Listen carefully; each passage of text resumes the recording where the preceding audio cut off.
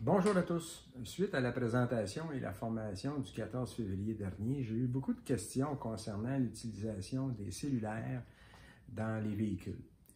Écoutez, si on veut faire un résumé de tout ça, la meilleure façon, c'est de lire évidemment le Code de sécurité routière, mais il y a un monsieur qui a fait un résumé de tout ça, c'est assez intéressant. Un monsieur Rassam, qui est le copropriétaire de l'entreprise SOS Ticket, qui spécialise dans la contestation des contraventions de la sécurité routière, qui ont été mises en vertu de la sécurité routière.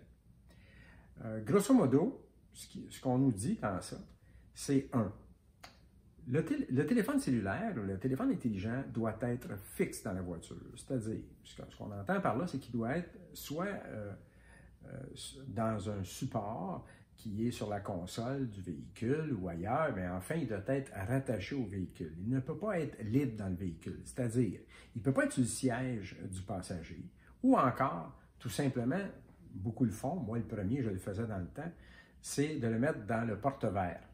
Non, ce n'est pas considéré comme étant fixe au véhicule. À partir de là, ça peut être un assez gros problème. D'ailleurs, il y a eu des contestations de contravention que M. Alassam raconte. Pour vous donner une idée jusqu'où ça peut aller, c'est que la personne était en conversation téléphonique, au téléphone, et le passager ou la passagère tenait le téléphone à côté du conducteur avec le système de haut-parleur, et la personne qui conduisait le véhicule conversait avec une personne au téléphone. C'est illégal et c'est considéré comme un téléphone, qui est non fixe. Et deuxième chose intéressante, c'est que vous devez aussi utiliser un système pour parler qui est externe à votre téléphone, c'est-à-dire soit Bluetooth, soit avec des écouteurs à vos oreilles qui sont reliés par un fil, ce qui est possible, ou Bluetooth aussi. Maintenant, la personne à côté, évidemment, tenait le téléphone, ça, première infraction. Deuxième infraction, c'est que vous ne pouvez parler avec le simple haut-parleur. Il faut que ce soit un système externe. Ce qu'on entend par là, c'est soit, comme je le répète, le Bluetooth du véhicule, soit un écouteur comme celui-ci qui ne bloque qu'une seule oreille, pas les deux, juste une. Alors, comme ça, ici. Vous ne pouvez pas utiliser des écouteurs comme celui-ci qui bouchent vos deux oreilles, ou encore les petits filaires que vous avez qui sont fournis avec les téléphones, qui s'insère dans les deux oreilles. Évidemment, vous pouvez enlever une oreille et puis continuer à converser, il n'y a pas de problème. Déjà là, vous utilisez un système qui est externe.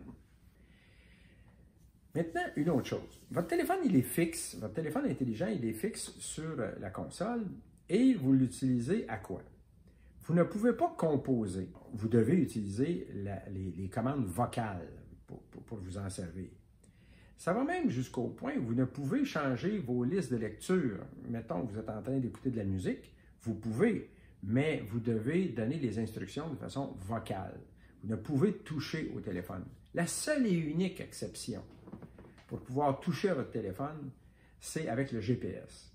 Le GPS sur votre téléphone qui pourra vous servir pour changer de direction ou pour quoi que ce soit. Mais comme je vous dis, toutes les autres utilisations ne sont pas permises dans le véhicule. Alors voilà, ça fait le tour. Écoutez, en résumé, le téléphone doit être fixe. Vous devez, pour parler ou pour écouter, utiliser un système externe à votre téléphone.